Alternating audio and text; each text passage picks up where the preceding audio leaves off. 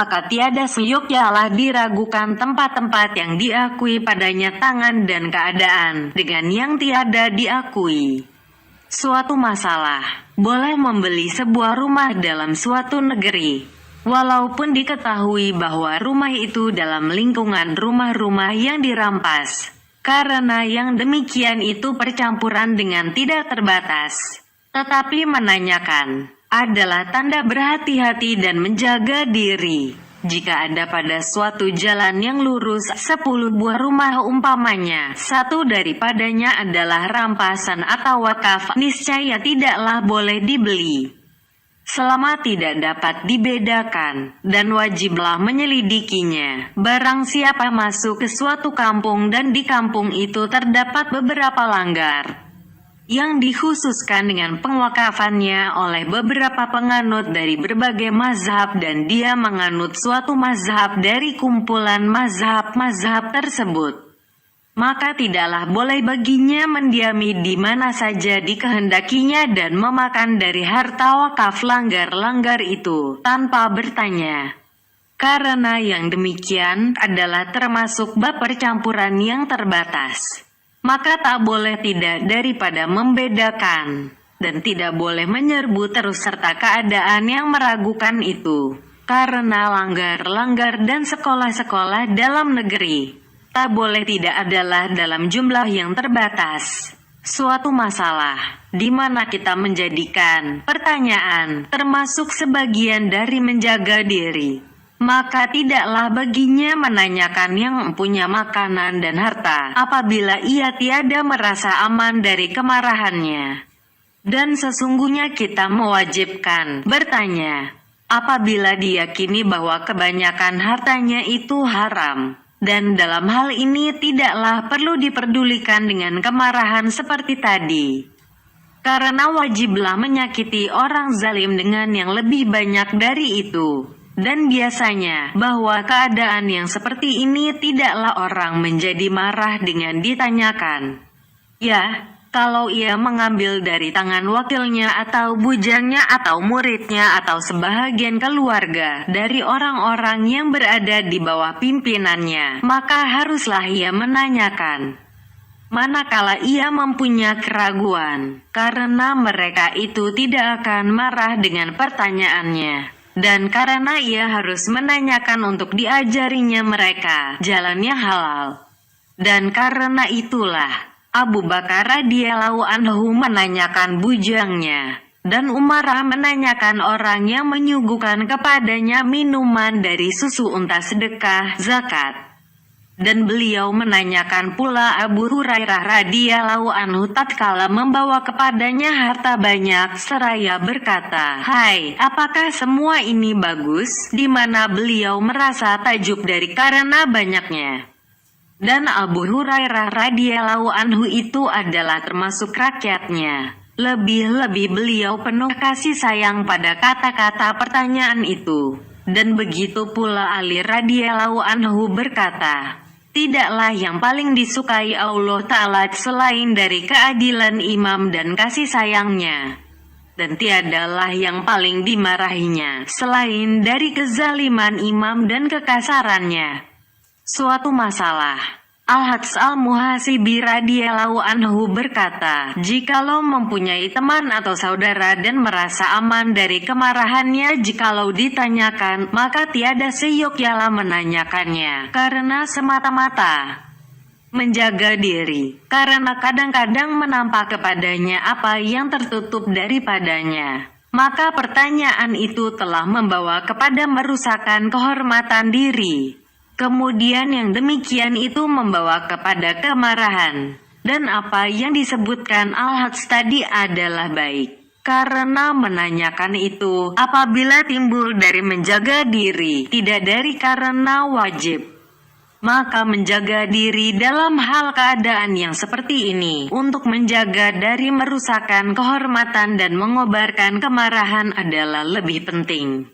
Dan Al-Hads menambahkan dari ini, lalu berkata, "Dan jika meragukannya pula daripadanya sesuatu, niscaya tidaklah ditanyakannya. dan menyangka bahwa makanan yang disuguhkan itu adalah baik dan dijauhkannya dari makanan yang keji.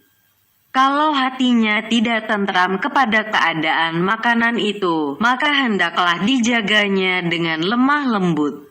Dan janganlah merusakkan kehormatannya dengan pertanyaan. Ia berkata, karena sesungguhnya aku tiada melihat seorang pun dari para ulama yang melakukan pertanyaan itu. Maka inilah ucapan dari Al-Hads Al-Muhasibi serta dengan kemasyurannya tentang zuhud, yang menunjukkan kepada musamalah berlapang dada, maaf memaafkan, mengenai sesuatu apabila ia bercampur dengan harta haram yang sedikit. Tetapi yang demikian itu adalah ketika ada persangkaan, tidak ketika telah meyakinkan, karena kata-kata keraguan menunjukkan kepada persangkaan dengan dalil yang menunjukkan kepadanya, dan tidak mendatangkan keyakinan. Maka hendaklah dijaga segala yang halus-halus ini dengan sebab menanyakan itu suatu masalah. Kadang-kadang ada orang yang mengatakan, apakah faedahnya pertanyaan kepada orang yang sebahagian hartanya haram dan orang yang memandang halal harta yang haram, yang kadang-kadang membohong kalau ia percaya dengan amanahnya. Maka hendaklah ia mempercayai dengan keagamaannya mengenai yang halal itu. Maka aku menjawab bahwa manakala diketahui bercampurnya harta seseorang dengan yang haram dan orang itu mempunyai maksud dengan kehadiranmu pada perjamuannya atau penerimaanmu akan hadiahnya, maka tidaklah berhasil kepercayaan dengan katanya, tiada faedah menanyakan itu. Maka seyogyanya menanyakan kepada orang lain. Dan begitu pula kalau dia itu penjual, di mana ia gemar berjualan untuk mencari keuntungan, maka tidaklah berhasil kepercayaan dengan katanya bahwa barang itu halal, dan tak adalah faedah bertanya tentang barang itu. Dan sesungguhnya ia menanyakan pada orang lain, dan ia menanyakan dari hal orang yang mempunyai tangan kekuasaan pada barang tersebut apabila orang itu bukan orang tertuduh, sebagaimana ditanyakan oleh orang yang mengusai harta sosial dahulu terhadap harta yang diterimanya, bahwa harta itu dari pihak mana datangnya. Dan sebagaimana Rasulullah Shallallahu Alaihi Wasallam menanyakan tentang hadiah dan sedekah zakat, maka sesungguhnya yang demikian itu tidaklah menyakitkan. Dan begitu pula apabila ia menuduhnya bahwa ia tidak mengetahui jalan usaha yang halal, maka janganlah ia menuduh kepada perkataannya apabila ia menerangkan jalan yang sah. Dan seperti itu pula dengan menanyakan bujangnya dan pesuruhnya adalah untuk mengetahui jalan usahanya. Maka dalam hal ini di sini, pertanyaan itu adalah mendatangkan faedah. Apabila yang mempunyai harta itu tertuduh, maka hendaklah ditanyakan kepada orang lain. Kalau diterangkan oleh seorang adil, niscaya hendaklah diterimanya. Dan kalau diterangkan oleh orang fasik yang diketahuinya menurut keadaannya bahwa orang itu tidak akan berdusta, di mana tak ada maksud baginya pada pendustaan itu, niscaya bolehlah diterima keterangan itu, karena ini adalah antara dia dan Allah Ta'ala, dan yang dicari ialah kepercayaan hati, dan itu kadang-kadang berhasil dari kepercayaan dengan perkataan orang fasik akan apa yang tidak berhasil dengan perkataan orang adil dalam sebahagian hal. Dan tidaklah tiap-tiap orang fasik itu membohong, dan tidaklah tiap-tiap orang yang engkau lihat adil pada zahirnya itu berkata benar.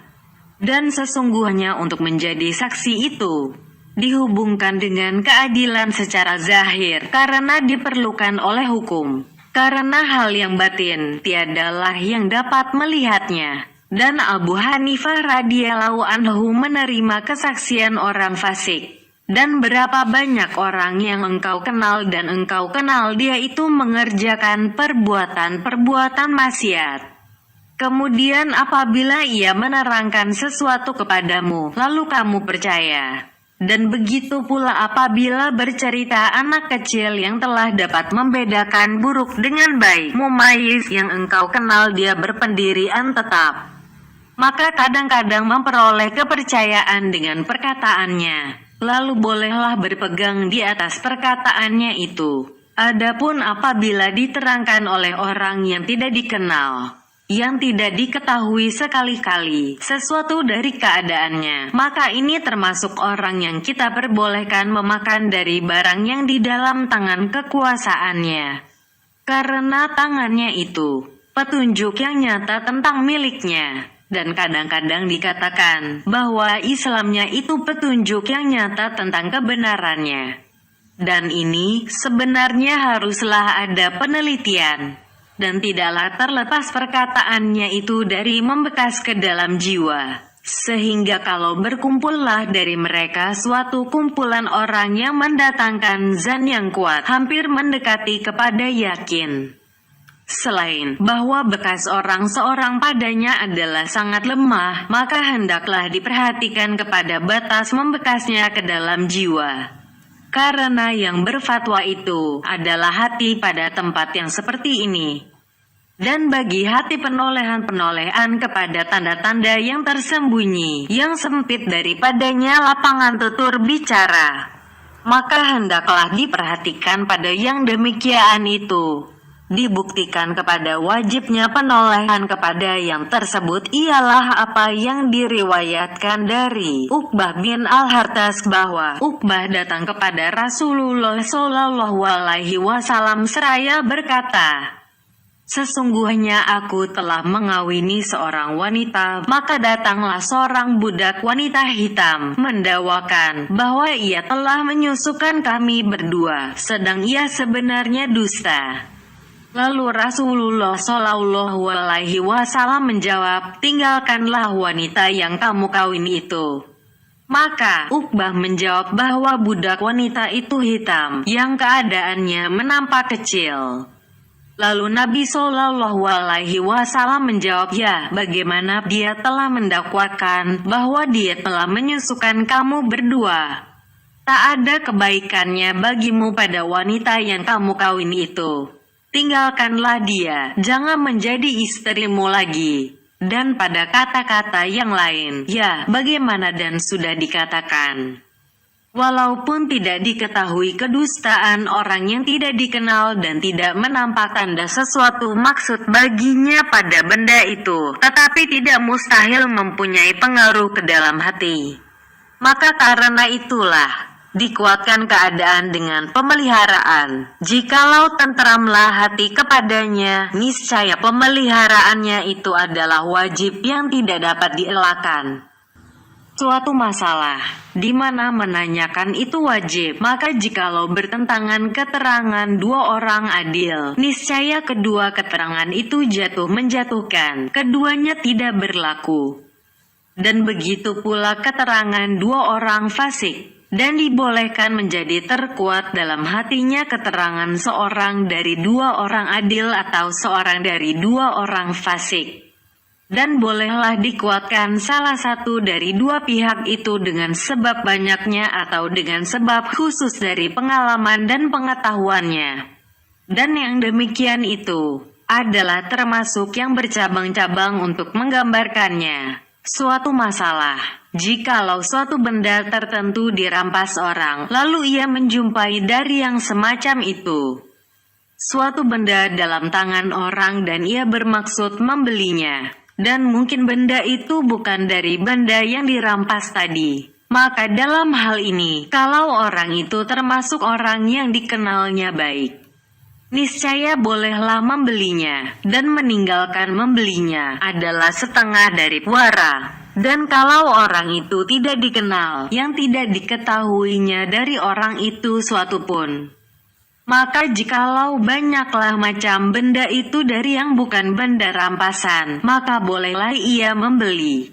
Dan kalau benda itu tidak diperoleh pada tempat tersebut, kecuali jarang sekali dan banyaknya itu disebabkan rampasan, maka tidaklah yang menunjukkan kepada halal, selain oleh tangan yang memegang barang itu, dan telah ditentang oleh tanda khas tentang bentuk dan macam dari benda tersebut. Maka mencegah daripada membelinya adalah termasuk menjaga diri yang penting, tetapi wajiblah padanya diperhatikan, karena tanda itu bertentangan, dan tidaklah aku sanggup menetapkan padanya suatu hukum, melainkan aku kembalikan kepada hati dari orang yang meminta fatwa, untuk diperhatikannya mana yang lebih kuat pada hatinya. Kalau yang lebih kuat bahwa barang itu barang rampasan, niscaya haruslah ditinggalkannya.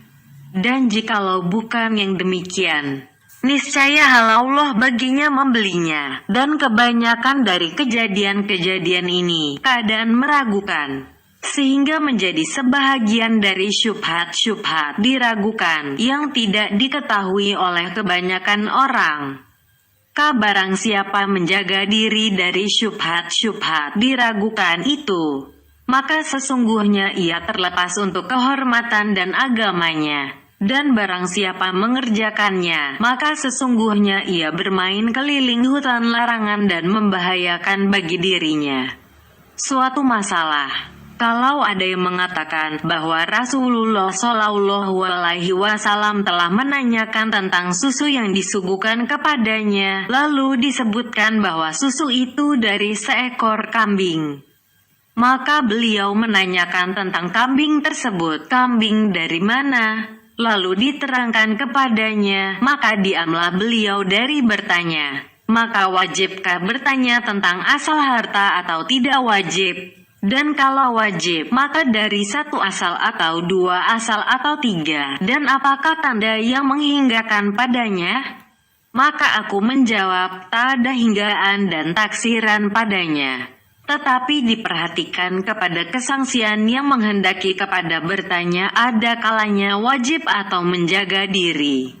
Dan tak ada maksud kepada pertanyaan, selain untuk dapatlah terputusnya kesangsian yang menghendaki kepada bertanya itu, dan yang demikian itu berbeda dengan berbedanya keadaan.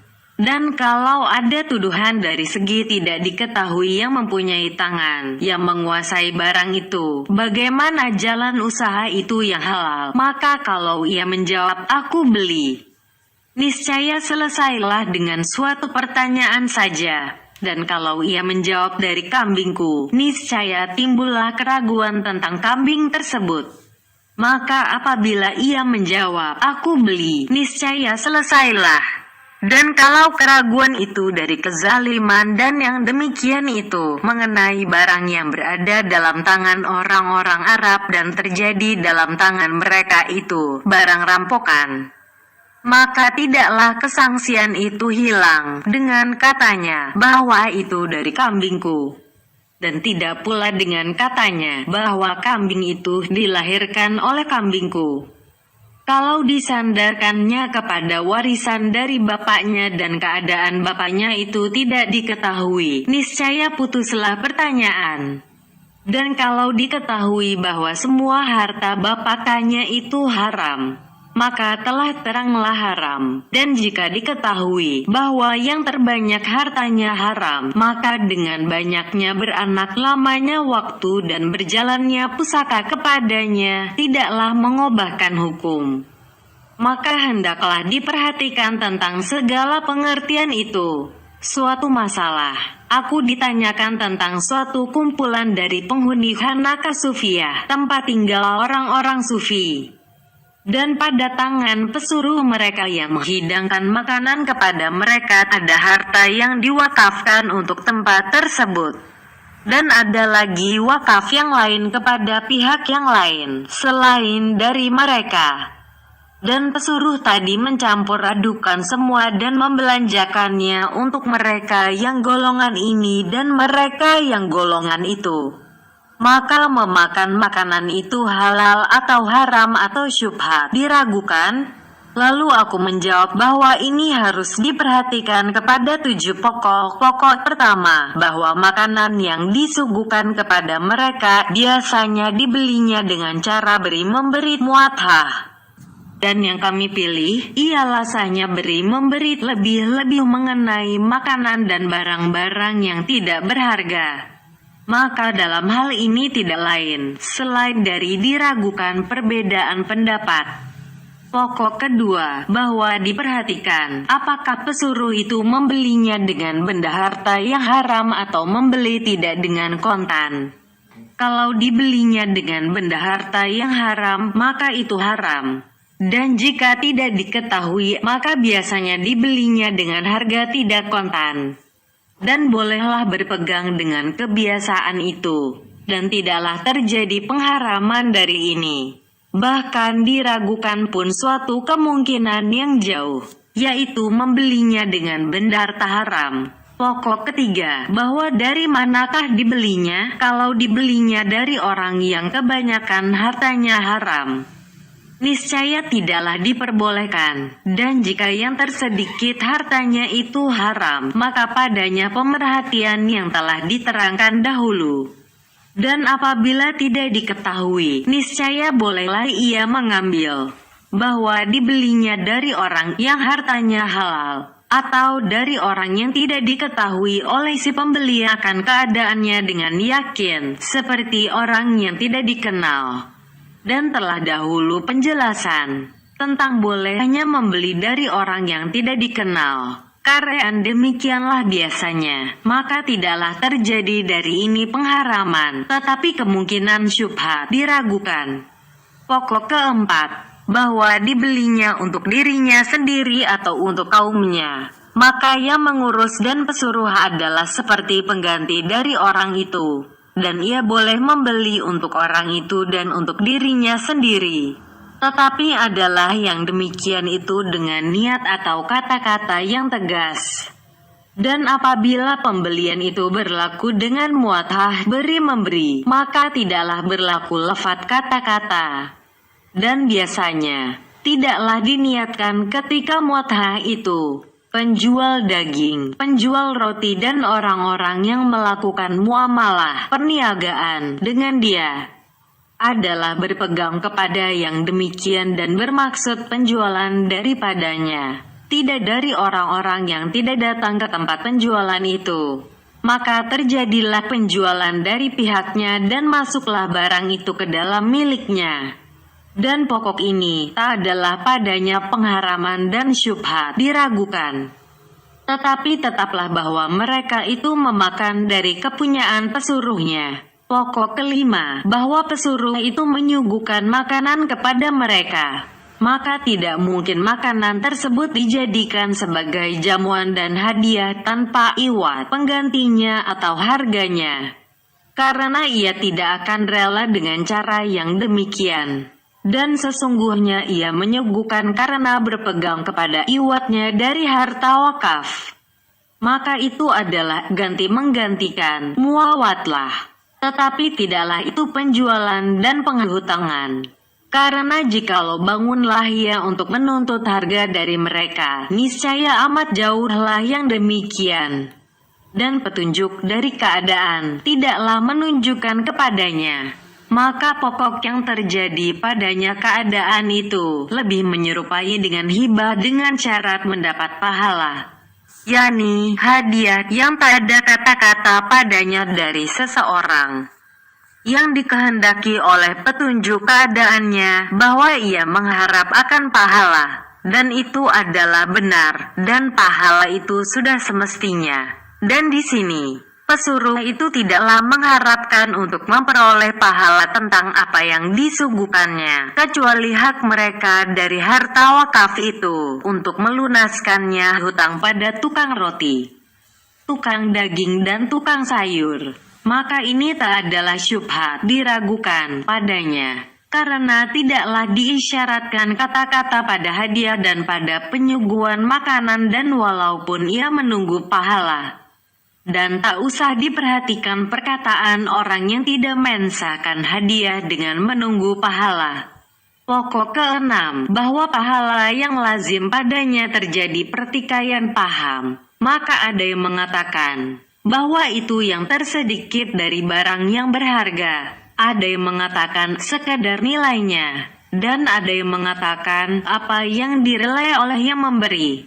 Sehingga baginya boleh tidak merelai dengan berlipat ganda nilai harga. Dan yang sahih ialah kerelaannya itu dituruti. Maka apabila ia tidak rela, niscaya dikembalikan kepadanya. Dan di sini, pesuruh itu telah rela dengan apa yang diambilnya dari hak penghuni itu atas harta wakaf. Kalau adalah hak mereka menurut apa yang dimakannya, maka telah selesailah persoalan. Dan kalau kurang dan pesuruh itu merelainya, niscaya sah pula yang demikian.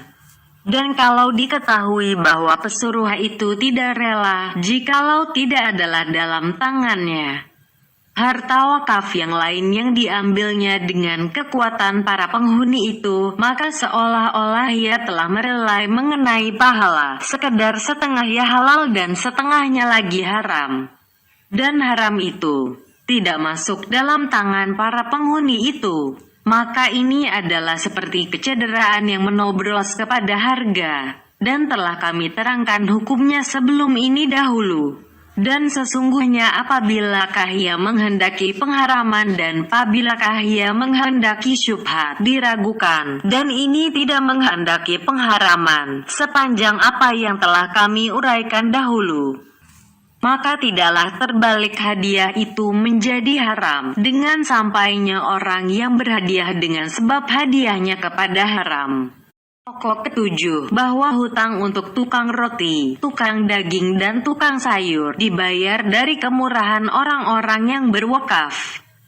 Maka jikalau mencukupi apa yang diambil oleh pesuruh dari hak para penghuni itu untuk harga makanan yang disuguhkan kepada mereka, maka telah sahlah persoalan tersebut. Dan jika kurang daripada mencukupi, lalu tukang daging dan tukang roti itu rela dengan harga manapun juga baik halal atau haram, maka ini adalah suatu kecederaan yang menular pula kepada harga makanan. Maka hendaklah diperhatikan kepada apa yang telah kami sebutkan dahulu tentang harga yang tidak kontan.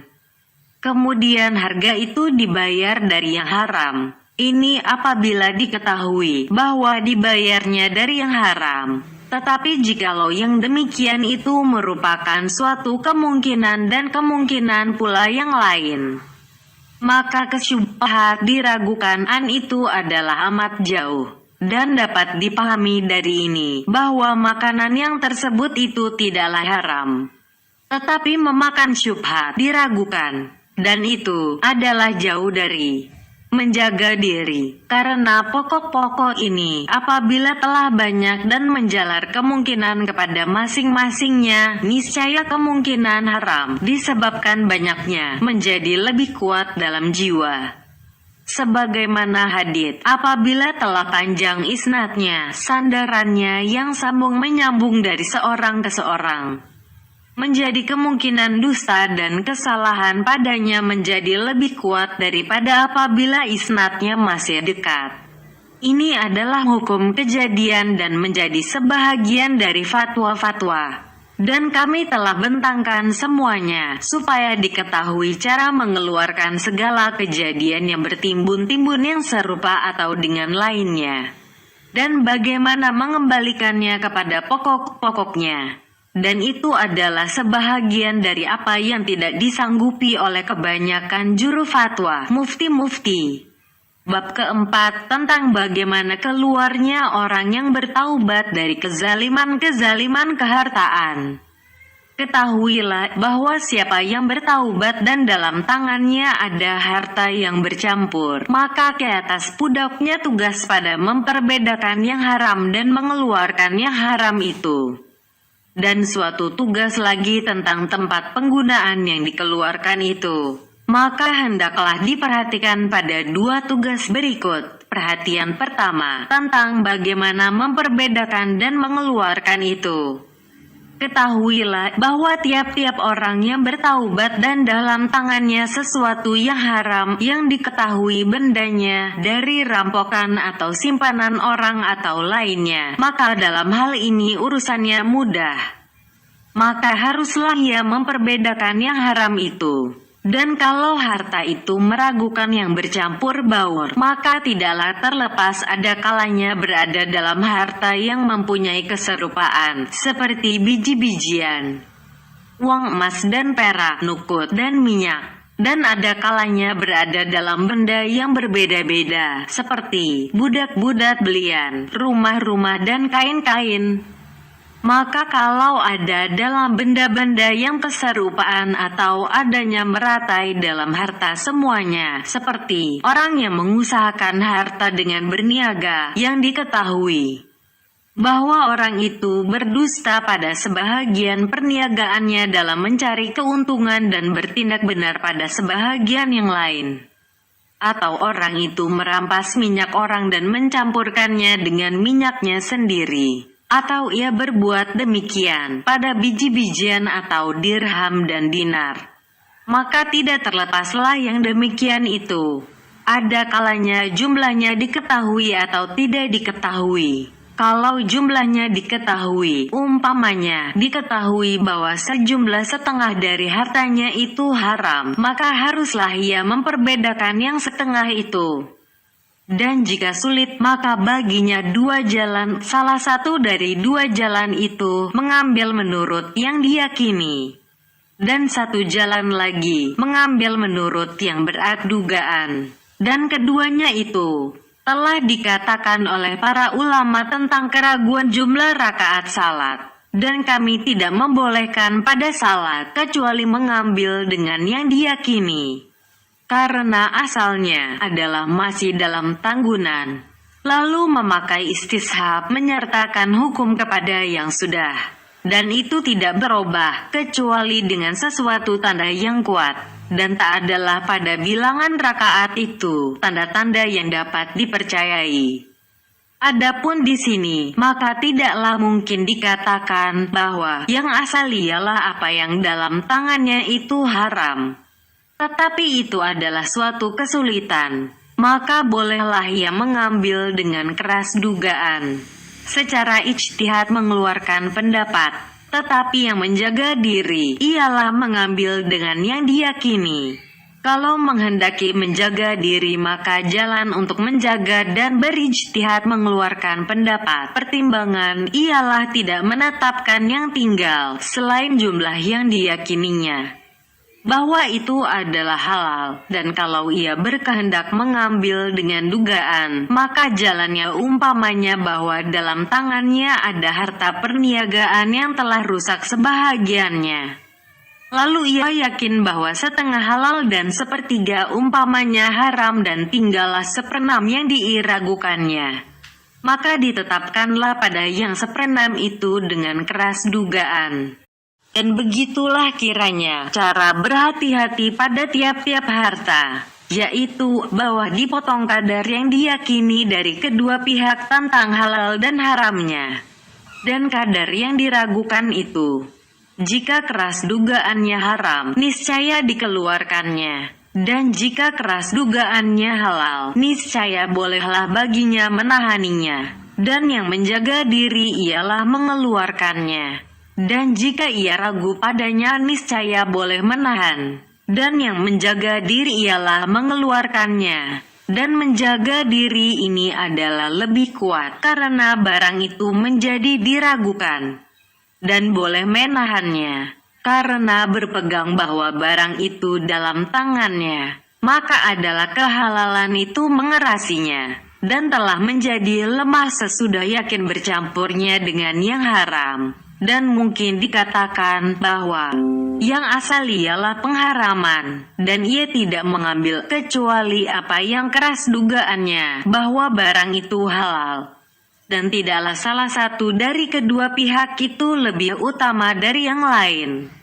Dan tidaklah jelas bagiku sekarang tarjih menguatkan salah satu daripadanya. Dan itu adalah sebahagian dari hal-hal yang menyulitkan. Kalau ada yang mengatakan umpamakanlah bahwa ia mengambil dengan yakin, tetapi yang dikeluarkannya tidak diketahuinya bahwa itu benda yang haram. Lalu mungkin yang haram itu apa yang masih dalam tangannya.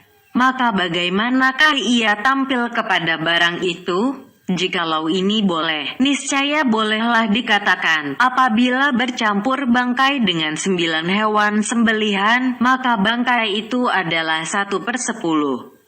Lalu bolehlah ia melemparkan satu yang mana saja yang satu itu dan mengambil serta menghalalkan yang tinggal. Tetapi dapat dikatakan, mungkin bangkai itu termasuk dalam apa yang masih tinggal. Bahkan kalau dilemparkannya 9 dan tinggal 1, niscaya tidak juga halal. Karena mungkin yang satu itu yang haram. Maka kami menjawab bahwa penimbangan ini adalah sah, jikalau tidaklah harta itu menjadi halal dengan mengeluarkan gantinya, supaya berjalanlah pergantian kepadanya. Adapun bangkai maka tidaklah berjalan pergantian padanya. Maka hendaklah dibukakan tabir dari kesulitan ini dengan mengumpamakan pada dirham tertentu yang serupa dengan dirham yang lain, pada orang yang mempunyai 2 dirham. Salah satu dari keduanya itu haram, yang telah serupa bendanya. Dan Ahmad bin Hanbal radhiyallahu anhu ditanyakan tentang hal yang seperti ini.